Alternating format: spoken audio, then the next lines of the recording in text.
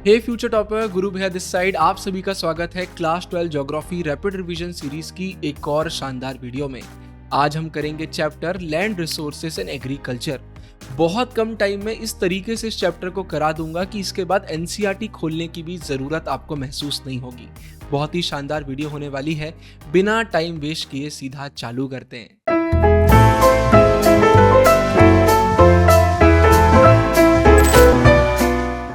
Video के starting में ही आपको बता देता हूं कि इस वीडियो के बाद ये सीरीज कंप्लीट हो जाएगी। पूरे 17 चैप्टर्स अपलोड हो जाएंगे। History, political science, geography, sociology, psychology की रैपिड रिवीजन सीरीज में जो आपने प्यार दिखाया है उसके लिए थैंक यू सो मच। ज़्यादातर वीडियोस यूट्यूब पर नंबर 1 रैंक कर रही हैं। इतना प्यार दिखाने के लिए थैंक यू सो मच। और अगर ये सीरीज आपको पसंद आई तो हमारी लेजेंडरी फसना पक्का है सीरीज तो आपको पसंद आएगी ही। नाम में ही लिखा हुआ है, फसना पक्का है। हम पूरी एनसीईआरटी को क्वेश्चन आंसर फॉर्मेट में कवर कराते हैं। पूरे पीवाईक्यूज हम उसमें इंक्लूड करते हैं। अब चालू करते हैं पहले टॉपिक के साथ, land use categories in India. अलग अलग लैंड को अलग अलग पर्पज से यूज किया जाता है। कहीं पर आप देखते हैं खेती हो रही है, किसी लैंड पर आपका घर बना हुआ है, कहीं पर कोई इंडस्ट्री बनी हुई है। तो जो लैंड यूज के रिकॉर्ड्स हैं उसे कौन मेंटेन करता है? Land revenue department. अब देखिए भाई, जो ज्योग्राफिकल एरिया होता है कि मतलब आपका लैंड कितना बड़ा है, उसे कौन मेजर करता है? Survey of India. और ये फिक्स्ड रहता है। ये तो बहुत कॉमन सेंस है भाई, इंडिया का जितना एरिया है उतना ही रहने वाला है। ऐसा नहीं है कि आज ज्यादा हो गया कल कम हो गया, तो ये फिक्स्ड रहता है। लेकिन जो रिपोर्टिंग एरिया होता है वो चेंज होता रहता है जब लैंड रेवेन्यू रिकॉर्ड्स में चेंजेस आते हैं। क्यों चेंज होता है भाई? गवर्नमेंट रजिस्टर करती है, चेंजेस आते हैं। जैसे कोई एरिया है, अब वो फॉरेस्ट एरिया में आने लग गया। कोई लैंड ऐसा है जो पहले रिकॉर्ड्स में ही नहीं था लेकिन अब रिकॉर्ड्स में लिखा गया कि भाई ये इनका लैंड है, यहाँ पर एग्रीकल्चर होता है। तो रिकॉर्ड्स तो समय के साथ चेंज होते रहते हैं, डेटा मिलता रहता है। लेकिन जो ज्योग्राफिकल फिक्स्ड एरिया है वो कभी भी चेंज नहीं होता, क्योंकि भाई एरिया तो उतना ही रहने वाला है, उसके अंदर चेंजेस हो सकते हैं। तो ये शुरुआत में एक छोटा सा हमारे एनसीईआरटी में पैराग्राफ आता है, लेकिन इसके बाद अब बहुत इंपॉर्टेंट पॉइंट्स आते हैं। इन पॉइंट्स को बहुत अच्छे से सुनना, 2 बार सुनना, क्योंकि ये समझ में नहीं आएगा तो आगे फिर चैप्टर आपको डिफिकल्ट लग सकता है, क्योंकि ये टर्म्स बार बार रिपीट होंगे। सबसे पहले फॉरेस्ट आप बचपन से जानते हैं। वो एरिया जो गवर्नमेंट ने स्पेसिफाई किया हुआ है कि भाई ये फॉरेस्ट का एरिया है, उसे हम यहाँ पर काउंट करते हैं कि भाई इसे फॉरेस्ट की ग्रोथ के लिए यूज किया जा रहा है। गवर्नमेंट बताती है कि इतना पर्टिकुलर एरिया फॉरेस्ट उसमें आएगा। फिर बैरन और वेस्ट लैंड, भाई वो लैंड जैसे कि जो हिली एरियाज में आता है, डेजर्ट में आता है, जहां पर कल्टीवेट करना इम्पॉसिबल है आज की टेक्नोलॉजी को यूज करते हुए, तो वो बैरन और वेस्ट लैंड्स में आ जाता है। नाम से ही मालूम चल रहा है कि वेस्ट लैंड है। नॉन एग्रीकल्चरल यूजेस, वो लैंड भाई जो सेटलमेंट में यूज किया जाता है, इंफ्रास्ट्रक्चर में, इंडस्ट्रीज में यूज किया जाता है, मतलब सेकेंडरी टर्चरी एक्टिविटीज को एक्सपेंड करने के लिए उसे यूज किया जाता है, वो इस कैटेगरी में आता है। Permanent pasture and grazing land, जानवर घास वगैरह चरते हैं, तो भाई ये सब भी हमारे सामने आते हैं। मोस्टली विलेज पंचायत या फिर गवर्नमेंट इन्हें ओन करती है, कुछ बस हमें प्राइवेट भी देखने को मिल जाते हैं। ज्यादातर ये किसके अंडर आते हैं? Common property resources. अगर आप पॉलिटिकल साइंस के स्टूडेंट हैं तो हमने उसमें भी इसको पढ़ा हुआ है, आगे इसको हम बहुत डिटेल में देखेंगे। नाम से ही मालूम चल रहा है कॉमन प्रॉपर्टी है, किसी एक की नहीं है, इसको हर कोई यूज कर सकता है। फिर miscellaneous tree crops and groves. Groves मतलब ट्रीज का झुंड आप बोल सकते हैं, और ज्यादातर वहां पर हमें सेम ट्रीज देखने को मिलते हैं। ऑर्चार्ड्स, ऑर्चार्ड्स मतलब वही जहां पर हमें ट्री क्रॉप्स देखने को मिलते हैं, जिस फील्ड में फ्रूट ट्रीज वगैरह देखने को मिलते हैं। ज्यादातर भाई ये प्राइवेटली ओन रहते हैं, मतलब इंडिविजुअल्स इन्हें ओन करते हैं, और इसे नेट सोन एरिया में काउंट नहीं किया जाता है। अब ये क्या होता है आगे अभी हम देखेंगे, बहुत इंपॉर्टेंट है। कल्चरेबल वेस्टलैंड, इसका मतलब क्या है? वो लैंड भाई जिसे कल्टीवेट नहीं किया गया है, इसको हम फेलो लैंड भी बोलते हैं, फॉर मोर देन 5 ईयर्स। मतलब 5 सालों से ज्यादा अगर किसी लैंड को छोड़ दिया गया है, वहां पर एग्रीकल्चर करना पॉसिबल था लेकिन नहीं किया गया, तो उसे हम कल्चरेबल वेस्टलैंड में गिनेंगे। इसको रिक्लेम किया जा सकता है, कल्टीवेट किया जा सकता है, बस किया नहीं जा रहा है। करंट फेलो, ये भी बहुत सिमिलर है। वो लैंड जिसे कल्टीवेट नहीं किया गया है 1 साल या 1 साल से कम के ड्यूरेशन में। ऊपर वाला 5 साल से ज्यादा, ये 1 साल या उससे कम। इससे क्या होता है, जब आप लैंड को छोड़ देते हैं ना तो उसकी फर्टिलिटी वापस आ जाती है नेचुरली। अब बार बार आप यूज करेंगे तो लैंड खराब होने लग जाता है। तो कल्चरेबल वेस्टलैंड, करंट फेलो, और इसके बाद एक और सिमिलर आता है, fellow other than current fellow. अब 1 साल से ज़्यादा और 5 साल से कम, ये जो बीच की कैटेगरी है वो इसमें आ जाती है कि इसको भी कल्टीवेट नहीं किया गया है बट करा जा सकता था। लैंड में कोई बुराई नहीं है। और इसके बाद आखिरी निकल के आता है net area zone, very important. वो फिजिकल एरिया जहाँ पर क्रॉप्स को एक्चुअली उगाया गया और हार्वेस्ट करा गया। मतलब यहाँ पर हमें खेती देखने को मिली, वो हमारा नेट एरिया ज़ोन निकल के आता है एनएस से। समझ में आ गया? बहुत अच्छी बात। भूल गए, वीडियो को वापस पीछे करो और इन्हें समझ लो, क्योंकि ये बनेगा तो चैप्टर बहुत ही आसान लगेगा, क्योंकि डेटा डेटा है, ज़्यादा कुछ एक्सप्लेनेशन का है नहीं, बहुत ईज़ी चैप्टर है। अगला टॉपिक आता है लैंड यूज़ चेंजेस। तो जैसा कि मैंने आपको पहले बताया कि भाई लैंड एरिया तो फिक्स्ड है, लेकिन भाई उसमें जो हो रहा है वो तो चेंज हो सकता है ना, उसमें जो एक्टिविटी हो रही है वो चेंज हो जाती है, इकोनॉमिक एक्टिविटी वगैरह भी चेंज हो जाती है। तो 3 ऐसे इकोनॉमिक चेंज हैं जो लैंड यूज़ को अफ़ेक्ट करते हैं, मतलब इसकी वजह से लैंड यूज़ चेंज होता हुआ हमें देखने को मिलता है। इकोनॉमी साइज़, अगर इकोनॉमी बढ़ रही है, जैसे इंडिया की इकोनॉमी बढ़ रही है, भाई पॉपुलेशन बढ़ रही है, इनकम बढ़ रही है, टेक्नोलॉजी बढ़ रही है, तो लैंड पर प्रेशर भी बढ़ता है। और इससे क्या होता है, वो लैंड जो मार्जिनल है, मतलब इतनी क्वालिटी नहीं है, इतना यूज़फुल नहीं है, उसको भी यूज़ में लाया जाता है। दूसरा इकोनॉमी कंपोजिशन, इकोनॉमी कैसी है आपके देश की। जैसे इंडिया को जब आज़ादी मिली तो हम एग्रीकल्चर ज़्यादा करते थे, अब सेकेंडरी, टर्चरी, क्वाटरनरी एक्टिविटीज़ की भी हम बात करने लग गए हैं। तो सेकेंडरी और टर्चरी सेक्टर में क्या होता है भाई, हम देखते हैं ज़्यादा तेज़ी से ग्रो कर रहे हैं as compare to primary sector. जब ऐसा होगा किसी भी कंट्री में, तो एग्रीकल्चरल जो लैंड है वो धीरे-धीरे भाई नॉन एग्रीकल्चरल यूजेस में काम आने लग जाता है। खास तौर पर अर्बन एरियाज में। अगर आप शहर में रहते हैं तो आपने खेती देखी है? आसपास नहीं देखी होगी कि बिल्डिंग बन रही है, इंडस्ट्रीज बन रही हैं, शॉप्स ओपन हो रही हैं। लेकिन गांव वगैरह में सीन थोड़ा सा डिफरेंट रहता है। और तीसरा पॉइंट निकल के आता है कंटिन्यूड एग्रीकल्चरल प्रेशर। ये बहुत इंपॉर्टेंट पॉइंट है। चलिए ये हम मानते हैं कि जीडीपी में, ग्रॉस डोमेस्टिक प्रोडक्ट में, जो एग्रीकल्चर है उसका कंट्रीब्यूशन कम हो रहा है, लेकिन इसके बाद भी भाई एग्रीकल्चरल लैंड पर प्रेशर बना हुआ है। क्यों बना हुआ है? क्योंकि वो पॉपुलेशन जो एग्रीकल्चर पर डिपेंडेंट थी, वो एकदम से चेंज नहीं हो सकती, वो धीरे धीरे डिक्लाइन करती है, एकदम से पॉसिबल नहीं होता है। और दूसरा, चलो ठीक है, लोग अलग अलग एक्टिविटीज करने लग गए जो एग्रीकल्चर से रिलेटेड नहीं है, लेकिन पॉपुलेशन तो बढ़ रही है, खाना पीना तो सबको खाना है, तो प्रेशर इतनी जल्दी कम नहीं हो सकता, फूड रिक्वायरमेंट तो इंक्रीज होती जा रही है। तो ये 3 मेन पॉइंट्स निकल के आते हैं। अब भाई हम 1950-51 से 2019-20 के बीच का ट्रेंड देखते हैं, कहाँ इंक्रीज कहाँ डिक्रीज देखने को मिला और इसके पीछे रीजन क्या था। सबसे पहले नॉन एग्रीकल्चरल यूजेस की बात करते हैं। ऑब्वियसली यहां पर हमें हाईएस्ट इंक्रीज देखने को मिला है। भाई इंडस्ट्रियल सर्विस सेक्टर इंक्रीज हो रहा है, इंफ्रास्ट्रक्चर बढ़ रहा है, और इस चक्कर में लैंड को यूज किया जा रहा है। भाई वेस्ट लैंड हो गया, एग्रीकल्चरल लैंड हो गया, इन्हें अब अलग पर्पस के लिए भी यूज किया जाता है। फॉरेस्ट एरिया की बात करते हैं तो ये भी इंक्रीज हुआ है। अब आप बोलोगे लेकिन भैया हमें तो सुनने में आता है कि फॉरेस्ट को काटा जा रहा है, तो ये कैसे हो रहा है? भाई गवर्नमेंट अब ज्यादा एरिया को as a forest area declare कर देती है कि ये पूरा एरिया फॉरेस्ट एरिया में आता है। तो गवर्नमेंट के थ्रू जो ये हो रहा है उस चक्कर में हम इसमें इंक्रीज देखने को मिल रहे हैं। तो जरूरी नहीं है कि फॉरेस्ट इंक्रीज हो गया, फॉरेस्ट एरिया इंक्रीज हुआ है। करंट फेलो ऊपर हमने पढ़ा, तो भाई इसमें भी इंक्रीज आ रहा है।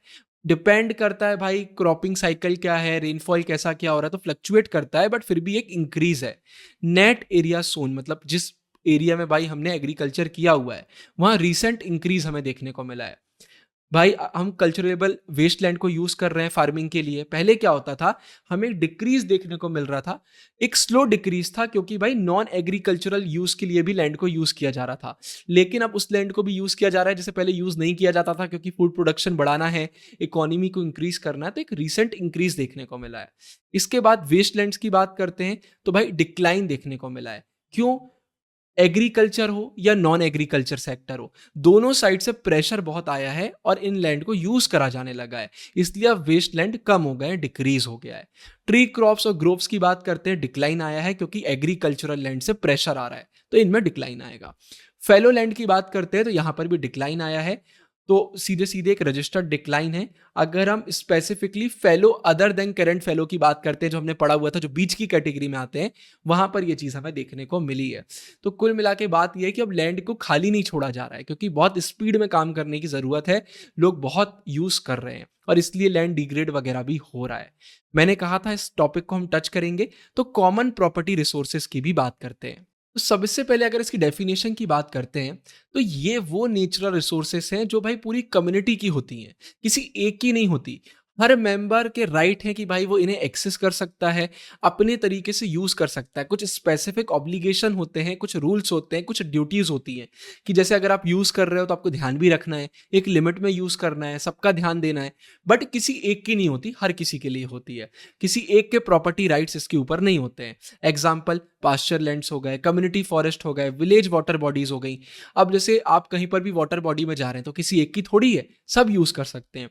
पर्पस क्या है भाई? फॉडर। फॉडर मतलब क्या होता है? जानवरों के लिए जो हम उनको चरने के लिए खाना वगैरह दे देते हैं, ठीक है, तो उनका फूड हो गया। फ्यूल हो गया। फिर माइनर फॉरेस्ट प्रोडक्ट हो गए, जैसे फ्रूट्स हो गए, मेडिसिनल प्लांट्स हो गए, ये इसके पर्पस में आएगा। इंपॉर्टेंस की बात करते हैं तो भाई हमारे जो ये सीपीआर है ना, ये बहुत ज़रूरी है। किसके लिए? वो लोग जो लैंडलेस हैं या मार्जिनल फार्मर्स हैं, ज़्यादा लैंड वगैरह नहीं है, पैसा ज़्यादा नहीं है, उनके लाइवलीहुड के लिए बहुत ज़रूरी है, वरना वो कहाँ जाएंगे, कैसे सस्टेन करेंगे खुद को।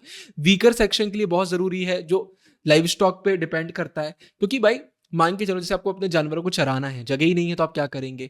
आपको पानी वगैरह चाहिए, आपको कुछ हल्का सा फ्रूट्स वगैरह चाहिए, कुछ मेडिसिनल चीज़ें चाहिए, आप कहाँ से लाएंगे? लाइवलीहुड कैसे चलाएंगे?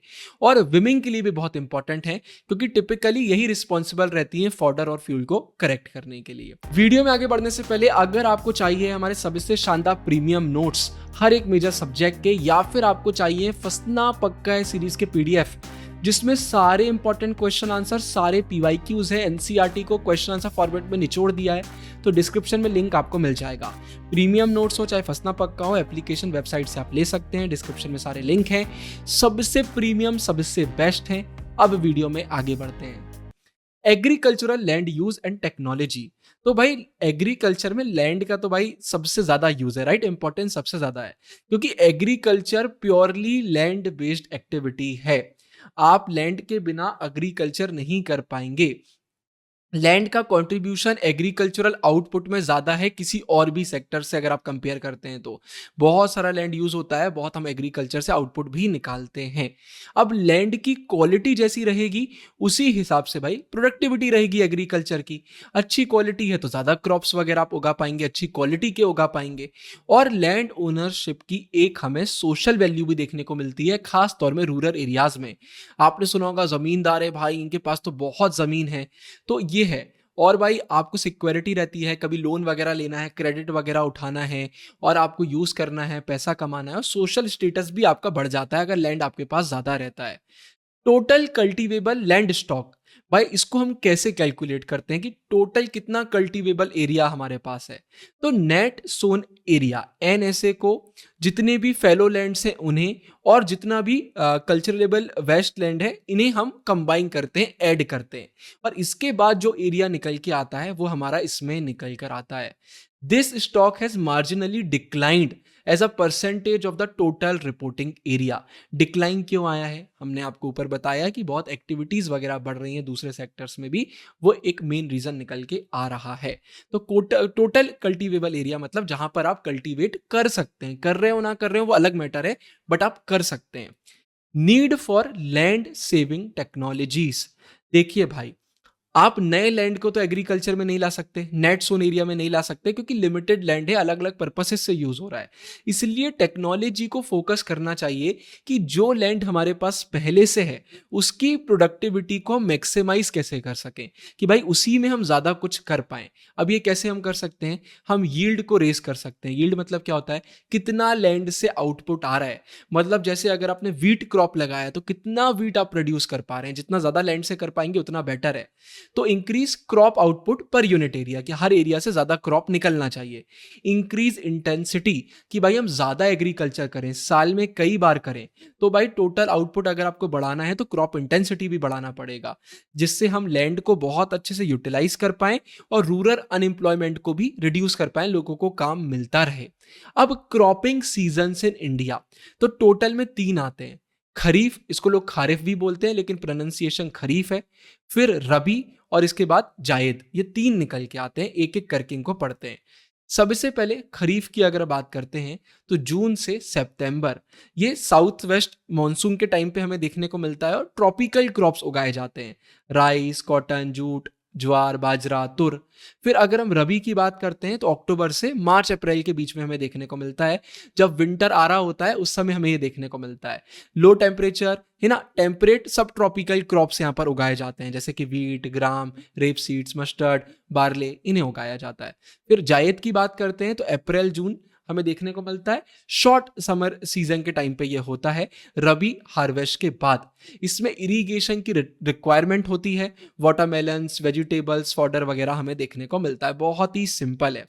यहाँ एक नोट निकल के आता है कि अगर हम साउथ इंडिया की बात करते हैं ना, तो वो इतने स्ट्रिक्टली इसको फॉलो नहीं करता कि किस महीने में कौन सा सीजन हमें देखने को मिलेगा। रीजन क्या है भाई, वहां पर हमें साल भर ट्रॉपिकल टेम्परेचर्स देखने को मिलते हैं। तो एक क्रॉप को वहां पर कई बार 3 बार भी साल में उगा दिया जाता है, तो उन्हें इतना डिपेंड नहीं करना पड़ता इन चीजों में, क्योंकि सॉइल में मॉइस्चर वहां पर अवेलेबल कई बार हो जाता है। तो जब जब अवेलेबल रहेगा तो वो एक ही क्रॉप साल में 3 बार भी उगा देते हैं। तो हमारे सदर्न इंडिया में थोड़ा सा सीन डिफरेंट निकल के आता है। तो खरीफ, हमारा रबी, और इसके बाद हमारा जायद। अब इसके बाद टाइप्स ऑफ फार्मिंग। तो भाई सबसे पहले इरिगेटेड फार्मिंग, जहां पर इरिगेशन यूज किया जा रहा है, मतलब एक्स्ट्रा वाटर हम प्रोवाइड कर रहे हैं, एक्सटर्नल वाटर सोर्सेस की बात कर रहे हैं।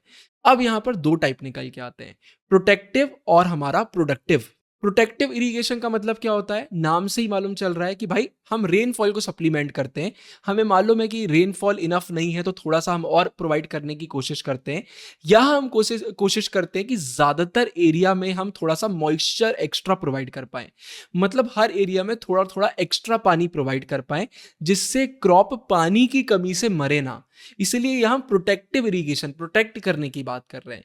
लेकिन दूसरी तरफ हम प्रोटेक्ट करने की बात नहीं कर रहे हैं, हम प्रोडक्टिव होने की बात कर रहे हैं। तो यहां पर हम हाई प्रोडक्टिविटी को एम करते हैं, मतलब हम ज्यादा से ज्यादा पानी प्रोवाइड करने की कोशिश करते हैं। हमारा प्रोटेक्टिव में रहता है कि भाई बस पानी की वजह से कोई क्रॉप मरे ना, तो सबको थोड़ा थोड़ा पानी मिल जाए, मॉइस्चर बना रहे। लेकिन यहां पर हम पर एरिया ज्यादा पानी प्रोवाइड करने की कोशिश करते हैं, क्योंकि यहां पर हम प्रोडक्टिविटी को एम करते हैं। तो ये एक स्लाइट डिफरेंस दोनों में आता है। इसके बाद रेन फेड फार्मिंग, नाम से ही मालूम चल रहा है, रेन फेड मतलब पानी के भरोसे। तो भाई सॉइल मॉइस्चर के हिसाब से ही हमें देखने को मिलता है। हम ड्राईलैंड फार्मिंग भी बोल सकते हैं और वेटलैंड फार्मिंग भी बोल सकते हैं, इसे बरानी फार्मिंग भी बोलते हैं। ड्राईलैंड नाम से ही मालूम चल रहा है, वो रीजन जहां पर भाई साल भर में 75 सेंटीमीटर से कम रेनफॉल हमें देखने को मिलती है।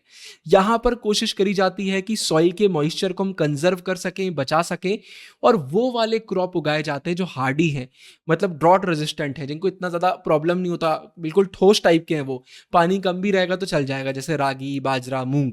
वेटलैंड फार्मिंग मतलब नाम से मालूम चल रहा है, वो एरिया जहां ज्यादा ही पानी हो जाता है, इतनी ज्यादा रेन हो जाती है कि भाई बहुत ज्यादा अति हो जाती है, ठीक है, जितना मॉइस्चर की नीड है उससे ज्यादा हो जाता है। तो यहाँ पर भाई फ्लड वगैरह आ सकता है, इरोजन वगैरह हो जाता है। तो यहाँ वो क्रॉप उगाए जाते हैं जो ज्यादा पानी के उसमें होते हैं, उन्हें दिक्कत नहीं होती, जैसे राइस, जूट, शुगर केन। और यहाँ पर एक्वा कल्चर भी प्रैक्टिस किया जाता है, मतलब जैसे बहुत ज्यादा पानी वगैरह भर जाता है तो थोड़ा फिशरी वगैरह का भी रहता है वहां पर, उन्हें भी हार्वेस्ट किया जाता है, फिश वगैरह को। इसके बाद मेजर क्रॉप्स इन इंडिया। भाई अगर हम फूड ग्रेन्स की बात करते हैं तो इंडिया में भाई जितना जो टोटल क्रॉप्ड एरिया है ना, उसका 2/3 हमें यही देखने को मिलता है।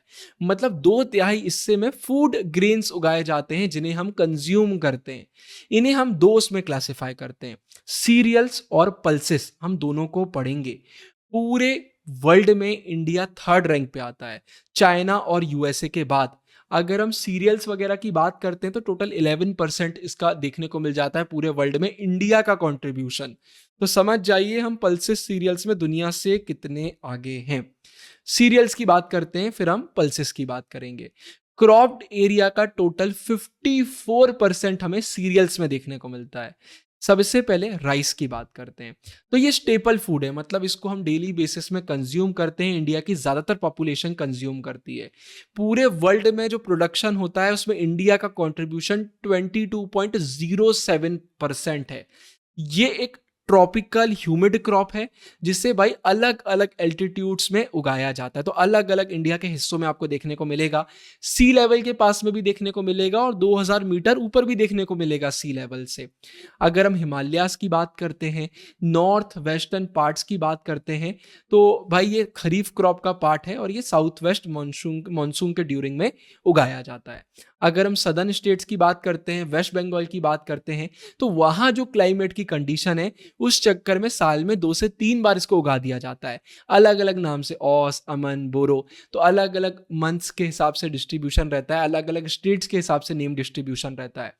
2018 के डेटा की बात करते हैं तो पूरे वर्ल्ड में इसके प्रोडक्शन में इंडिया की सेकेंड रैंक है, तो बहुत ज़्यादा होता है। चाइना फर्स्ट पे है, इंडिया सेकंड पे है। About 1/4 of total cropped area हमारी कंट्री का राइस कल्टीवेशन में आ जाता है। Leading producer West Bengal, U P, Punjab, Haryana. Low yielding state जहां पर इतना ज्यादा भाई आउटपुट नहीं आता है, मध्य प्रदेश, छत्तीसगढ़ और उड़ीसा। ये हम बात कर रहे हैं राइस की। अब हम बात करेंगे वीट की। तो सेकेंड मोस्ट इंपॉर्टेंट हमारा सीरियल वीट निकल के आता है। ये एक टेम्परेट जोन क्रॉप है जो रबी सीजन विंटर में ग्रो किया जाता है। टेम्परेट मतलब क्या होता है भाई? टेम्परेट का सिंपल मतलब ना ज्यादा गर्म ना ज्यादा ठंडा, मॉडरेट की बात करते हैं। ट्रॉपिकल मतलब हम इक्वेटर के पास की बात करते हैं, जहाँ साल भर गर्मी वगैरह बनी रहती है।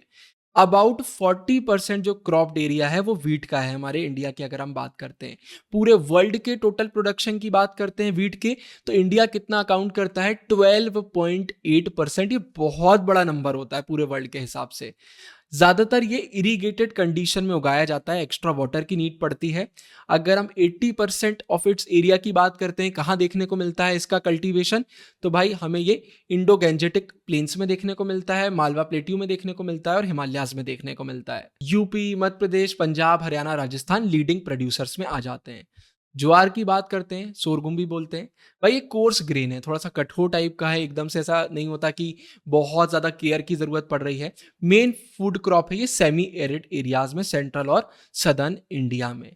About 5.3% of total cropped area. तो ये परसेंटेज याद हो जाए तो अच्छी बात है।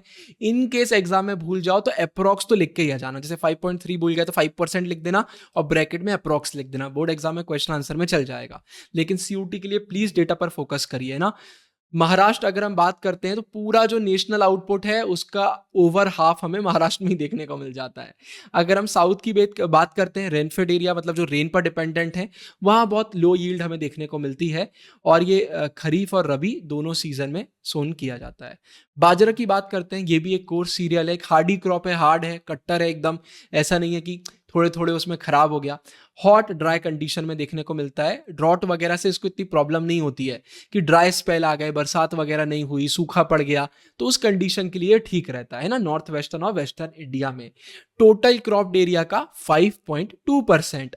समय के हिसाब से थोड़ा थोड़ा इसका यील्ड इंप्रूव हुआ है क्योंकि भाई इरिगेशन वगैरह एक्सपेंड हुआ है इंडिया में और अब ड्रॉट रेजिस्टिंग वेराइटीज भी आ गई हैं।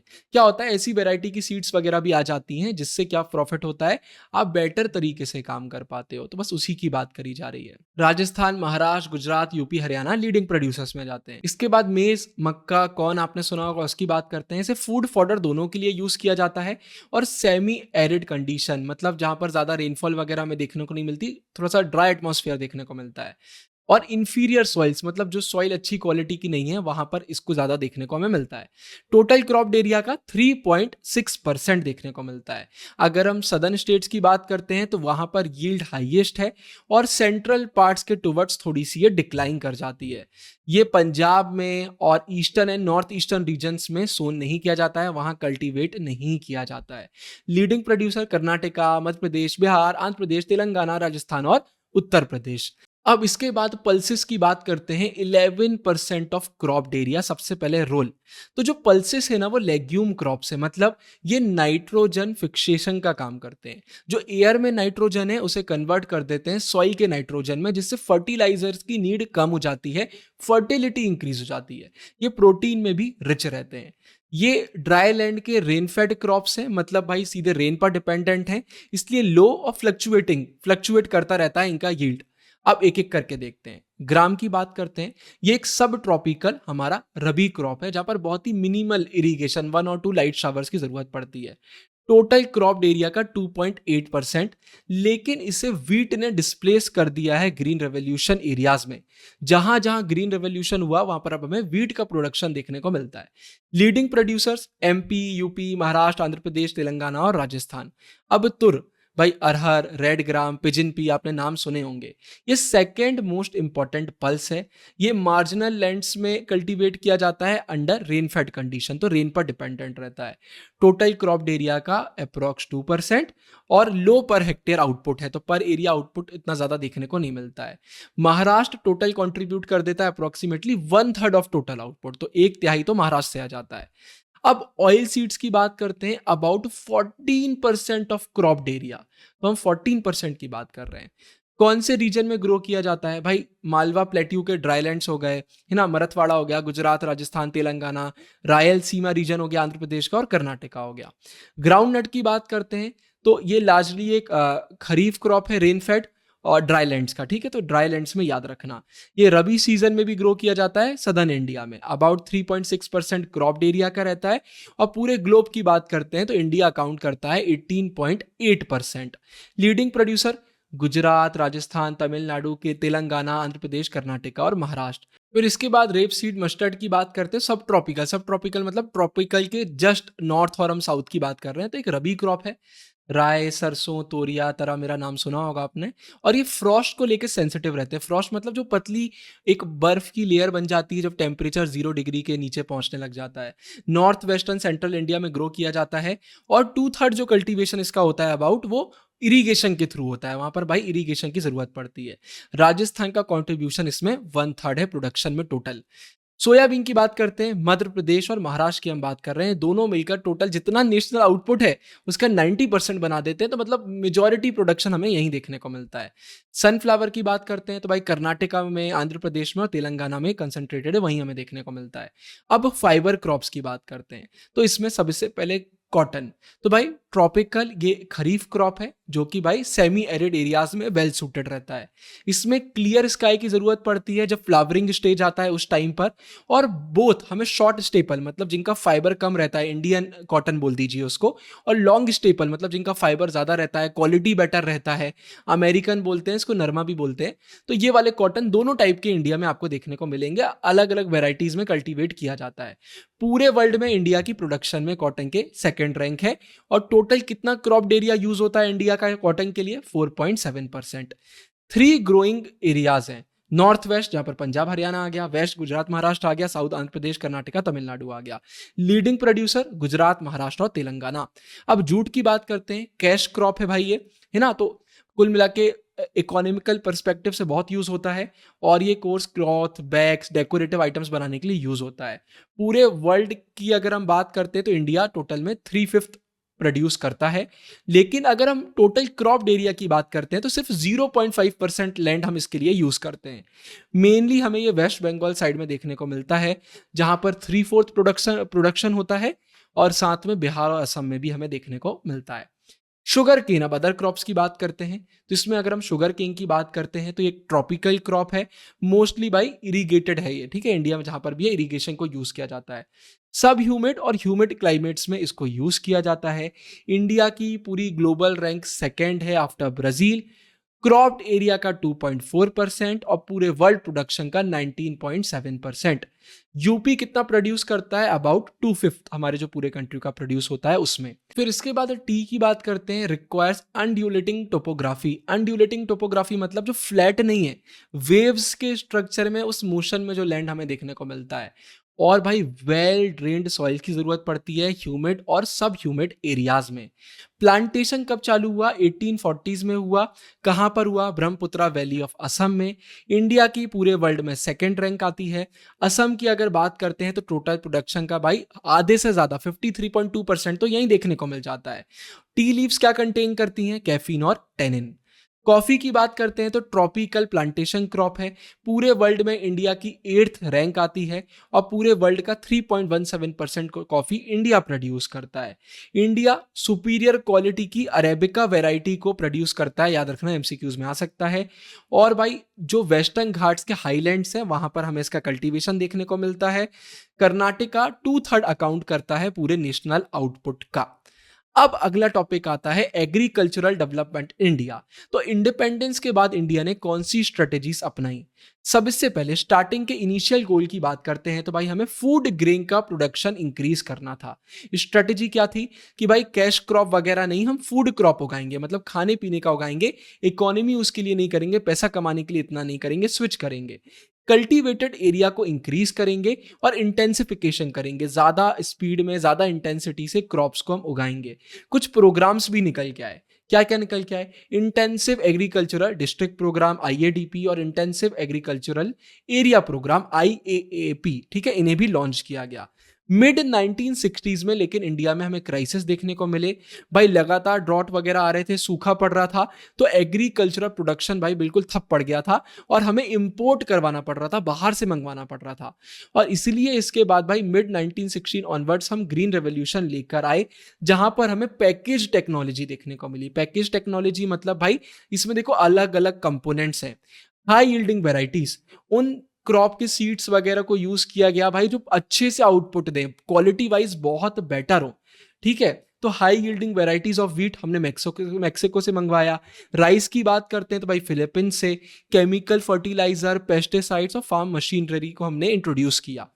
अब भाई इसके लिए ना एक रिक्वायरमेंट थी, वो क्या थी भाई कि सॉइल में मॉइस्चर होना चाहिए और उसके लिए इरिगेशन जरूरी है। तो ग्रीन रेवोल्यूशन सिर्फ वहीं पर आया है स्टार्टिंग में जहां पर इरिगेशन की प्रॉब्लम नहीं थी। तो इससे भाई फूड ग्रेन का प्रोडक्शन तो बहुत तेजी में इंडिया में बढ़ा, हम सेल्फ रिलायंट हो गए। मतलब हमें इंपोर्ट की जरूरत ही नहीं पड़ी। इंडिया तो और एक्सपोर्ट करने लग गया था बाद में जाके, क्योंकि हम बहुत अच्छे से प्रोड्यूस कर रहे थे। लेकिन डिस्पैरिटी देखने को मिली। डिस्पैरिटी मतलब पंजाब, हरियाणा, वेस्टर्न यूपी में तो ये आ गया, वहां पर इरिगेशन फैसिलिटी है, तो यहाँ के फार्मर तो अमीर हो गए। लेकिन बाकी जगहों पर हम इतना ध्यान नहीं दे पाए, तो अमीरी गरीबी बहुत आ गई थी, हर किसी को प्रॉफिट नहीं हो रहा था। 1980s में फिर फोकस थोड़ा सा चेंज हुआ भाई। अब हमने थोड़ा रेनफेड एरियाज पर फोकस किया। हमने बोला भाई यहां पर हमें कुछ करना पड़ेगा, और यहां पर हमने एग्रो क्लाइमेटिक प्लानिंग करी 1988 में। मतलब स्पेसिफिक एरिया के क्लाइमेट को देखकर हम क्या कर सकते हैं, उस पर हमने फोकस किया। और अब यहां पर बात करी जा रही थी डाइवर्सिफिकेशन की, कि सिर्फ एग्रीकल्चर पर फोकस नहीं करेंगे, डेयरी, पोल्ट्री, हॉर्टिकल्चर, एक्वाकल्चर, हर एक चीज पर फोकस करेंगे, थोड़ा डाइवर्सिफिकेशन करेंगे। फिर मॉडर्न इनिशिएटिव्स भी देखने को मिले, नमसा, national mission for sustainable agriculture. भाई जहां पर एम किया गया कि भाई हम फार्मिंग को और प्रोडक्टिव करेंगे, सस्टेनेबल करेंगे। रिम्यूनरेटिव मतलब थोड़ा सा भाई पैसा वगैरह ज्यादा आ पाए, लोग अर्न कर पाए, उसको इंक्रीज करेंगे। और क्लाइमेट को देख के काम करेंगे, जिससे क्लाइमेट के चक्कर में क्रॉप्स में प्रॉब्लम ना आए, कुछ उसमें भी टेक्नोलॉजी में काम करेंगे, वेराइटीज पे काम करेंगे। यहाँ पे प्रमोट किया गया इंटीग्रेटेड फार्मिंग सिस्टम, कि भाई हम अलग अलग चीजों को साथ में करें और उसका फायदा उठाएं, और नेचुरल रिसोर्सेस को भी साथ में बचा पाएं।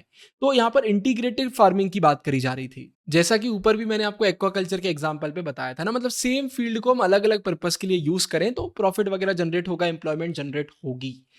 इसके बाद भाई ये ऑर्गेनिक फार्मिंग को भी वो कर रहा था कि भाई आप उसको करिए, प्रमोट कर रहा था अलग अलग स्कीम्स के थ्रू, जैसे कि परंपरागत कृषि विकास योजना हो गया, राष्ट्रीय कृषि विकास योजना हो गया, तो अलग अलग तरीके से प्रमोट किया गया। फिर growth in output and technology. अगर हम बात करते हैं एग्रीकल्चर के आउटपुट की, टेक्नोलॉजी की, तो बहुत इंप्रूवमेंट हमें देखने को मिला है पिछले 50 सालों में। अगर हम मेजर क्रॉप्स की बात करते हैं, rice, wheat, sugarcane, oilseeds, cotton, तो बहुत तेजी से प्रोडक्शन में इंक्रीज आया है। फिर अब हम इरिगेशन वगैरह को भी एक्सपेंड कर रहे हैं, तो इस चक्कर में हम मॉडर्न टेक्नोलॉजीज को भी यूज कर पाते हैं, जहां पर भाई इरिगेशन की यूज होती है। तो और इससे क्या होता है, एकदम से एम्प्लॉयमेंट बढ़ता है, पैसा वगैरह आता है, जीडीपी वगैरह बढ़ती है, और लोगों का भी फायदा होता है। नेट इरिगेटेड एरिया को भी इंक्रीज किया गया है, और फर्टिलाइजर के यूज को भी 15 टाइम्स इंक्रीज कर दिया गया है सिंस मिड 1960s, मतलब हो गया है इंक्रीज। तो अब इरिगेशन ज्यादा एरिया में होता है, ऐसे लैंड को ज्यादा खाली नहीं छोड़ा जाता है, इंटेंसिफिकेशन भी ज्यादा हुआ है। फिर फार्मर्स पोर्टल, भाई एक ऑनलाइन प्लेटफॉर्म है जो बहुत ही कॉम्प्रिहेंसिव एग्रीकल्चरल इंफॉर्मेशन फार्मर्स को प्रोवाइड करता है। इंश्योरेंस हो, क्रॉप्स हो, सीड्स हो, फर्टिलाइजर हो, मार्केट में क्या प्राइसेस हैं, storage, training, soil fertility, interactive maps को यूज करके ये सारी इंफॉर्मेशन फार्मर्स को प्रोवाइड करी जाती है। लेकिन इसके बाद भी यार इंडियन एग्रीकल्चर में ना कुछ प्रॉब्लम्स हैं। सबसे पहला, dependence on erratic monsoon. Erratic मतलब अनस्टेबल, जो रेगुलर नहीं है। सिर्फ 33% ऑफ कल्टीवेटेड लैंड इंडिया में ऐसा है जो इरिगेटेड है, बाकी पूरा रेनफॉल पर ही डिपेंड करता है। तो क्रॉप प्रोडक्शन रेन पर है। अगर भाई पुअर मॉनसून निकला तो सीधे सीधे भाई हमारे कैनाल इरिगेशन पर इंपैक्ट पड़ जाता है, तो आप कैनाल के थ्रू इरिगेशन वगैरह नहीं कर सकते, और कई बार ज्यादा पानी आ गया तो फ्लड आ जाता है। तो ड्रॉट का भी प्रॉब्लम है और फ्लड का भी प्रॉब्लम है, हम बहुत ज्यादा रेनफॉल पर डिपेंडेंट हैं।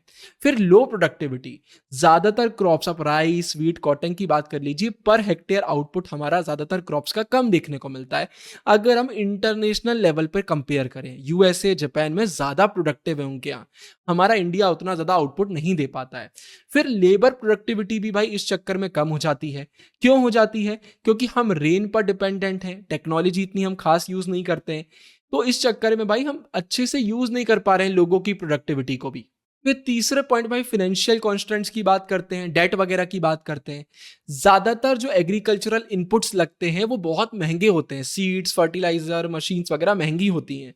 अब बेचारे जो स्मॉल फार्मर है वो क्या करते हैं, लोन वगैरह उठाते हैं, क्रेडिट वगैरह उठाते हैं, और गलती से मॉनसून फेल हो गया, क्रॉप नहीं उग पाया, तो ये बहुत ज्यादा डेट में फंस जाते हैं। अब इंटरेस्ट बढ़ता चला जाता है, आपने सुना होगा कितने सारे फार्मर कितना परेशान हो जाते हैं। फिर lack of land reforms, independence के बाद ना रिफॉर्म्स को इतने इफेक्टिवली इंप्लीमेंट नहीं किया गया, पॉलिटिकल विल भी नहीं थी, बहुत दिक्कतें थी, इन्हें किया नहीं गया। रीजन क्या था भाई, उस समय इंडिया में ना बहुत लैंडलॉर्ड्स वगैरह देखने को मिलते थे, आपने सुना होगा जमींदार और ऐसे लोग जिनके पास बहुत लैंड है, वो इन चीजों को कभी सपोर्ट नहीं करेंगे। कई बार पॉलिटिकल इन्फ्लुएंस भी रहता है, बहुत रीजन रहते हैं, तो इन चीजों को इतने अच्छे से इंप्लीमेंट नहीं किया गया। इसके कारण ना इंडिया में लैंड डिस्ट्रीब्यूशन अच्छे से नहीं है, किसी के पास बहुत लैंड है, किसी के पास बिल्कुल लैंड नहीं है, कोई बहुत गरीब है, कोई बहुत अमीर है। Small farm size and fragmentation, India का अगर आप एवरेज लैंड होल्डिंग देखेंगे ना वो कम है और श्रिंक होता जा रहा है। आपके 2 बेटी 1 बेटी हैं, आपने तीनों को बांट दिया, तो पहले इतना बड़ा हिस्सा था वो 3 हिस्से में हो गया, उसके आगे आपने और बांट दिया और बांट दिया और बांट दिया, टुकड़ों में टूटता चला गया है। तो पॉपुलेशन प्रेशर है, और वही जो मैंने बताया कि आप फैमिली में उसको फिर बंटवारा करते जाते हो, उस चक्कर में बहुत कम हो गया है। तो ये दिक्कत है, और जब आपके पास छोटा लैंड रहता है तो वो अनइकोनॉमिक रहता है, छोटे से लैंड का इतना कोई प्रॉफिट आप नहीं निकाल सकते। लैक ऑफ कमर्शियलाइजेशन, बहुत सारे मार्जिनल स्मॉल फार्मर्स ऐसे हैं जो क्रॉप सिर्फ और सिर्फ सब्सिस्टेंस फार्मिंग के लिए उगाते हैं, मतलब सेल्फ कंजप्शन के लिए, कि हम अपने लिए उगा रहे हैं, कोई सरप्लस बच गया तो उसको फिर बांट देंगे, उसका देखा जाएगा। कमर्शियलाइजेशन इतना नहीं हुआ है, सिर्फ इरिगेटेड एरियाज में देखने को मिलता है, मतलब क्रॉप्स को बेचने के लिए, पैसा कमाने के लिए नहीं उगाया जाता है, और इस चक्कर में फिर ज्यादा इनपुट्स भी नहीं आ पाते हैं। वास्ट अंडर एम्प्लॉयमेंट, लोग काम करना चाह रहे हैं लेकिन उनका पोटेंशियल ही यूज नहीं हो पा रहा है। क्यों नहीं हो पा रहा है भाई? क्योंकि प्रॉब्लम ही प्रॉब्लम है, अच्छे से इंटेंसिफिकेशन ही नहीं हो पा रहा है, लैंड का सही यूज ही नहीं हो पा रहा है, तो मैसिव अंडर एम्प्लॉयमेंट देखने को मिलती है, खास तौर पर वो एरिया जहां पर इरिगेशन वगैरह नहीं है। और सीजनल अनएम्प्लॉयमेंट ऐसी है कि भाई 4 से 8 महीने तक लोग बेरोजगार रह जाते हैं, काम ही नहीं है। तो बहुत सारे तो ऐसे हैं भाई जो साल भर भी आप देखेंगे कि काम ही नहीं है उनके पास, मतलब 12 महीने में से 4 से 8 महीने आपके ऐसे ही निकल गए कि आप काम ढूंढ रहे हो बट आपको काम नहीं मिला। फिर डिग्रेडेशन ऑफ कल्टीवेबल लैंड, भाई अगर आप फॉल्टी इरिगेशन करेंगे, अच्छे से नहीं करेंगे, तो वाटर वहां पर जमा होगा, वाटर लॉगिंग होगी। एल्कलाइजेशन मतलब बेसिक हो जाएगा, पूरे एसिड्स वगैरह खत्म होने लगेंगे। सेलेनाइजेशन मतलब सॉल्ट की मात्रा बढ़ जाएगी। ज्यादा केमिकल, पेस्टिसाइड, फर्टिलाइजर यूज करेंगे, इंसेक्टिसाइड्स यूज करेंगे, तो भाई टॉक्सिन आ जाएंगे, वो भी चीज सही नहीं है। और फेलो पीरियड क्या हो रहा है भाई, रिड्यूस हो रहा है, मतलब अब लैंड को खाली नहीं छोड़ा जाता, क्योंकि मल्टीपल क्रॉपिंग करना है, बहुत चीजें करना है। तो नेचर अपने आप को समय दो तो ठीक कर लेता है, लेकिन नेचुरल नाइट्रोजन फिक्सेशन हो ही नहीं पा रहा है, आप लैंड को खाली नहीं छोड़ रहे हैं, इससे सॉइल की हेल्थ और खत्म हो रही है। और इसी के साथ ये चैप्टर हमारा कंप्लीट हो जाता है। आपको अगर प्रीमियम नोट्स चाहिए, लेजेंडरी फसना पक्का है कि पीडीएफ चाहिए, डिस्क्रिप्शन में लिंक है। आप सभी को एग्जाम्स के लिए ऑल द बेस्ट। मुझे पूरी उम्मीद है जो मैंने ज्योग्राफी में आप लोगों के लिए मेहनत करी है रैपिड रिवीजन सीरीज बनाने में, वो व्यर्थ नहीं जाएगी। ये सीरीज को आप नंबर 1 रैंक करवा रहे हैं और करवाते रहेंगे। द ट्विन ब्रो जिंदाबाद, ह्यूमैनिटीज जिंदाबाद, ह्यूमैनिटीज के सारे बच्चे जिंदाबाद। ऑल द बेस्ट, आप हैं फ्यूचर टॉपर। साइनिंग ऑफ, गुरु भैया। मेरी दोनों सेल्फ हेल्प बुक आपको अमेजॉन, फ्लिपकार्ट पे मिल जाएंगी। डिकोडिंग ह्यूमैनिटीज सिर्फ और सिर्फ ह्यूमैनिटीज वाले बच्चों के लिए।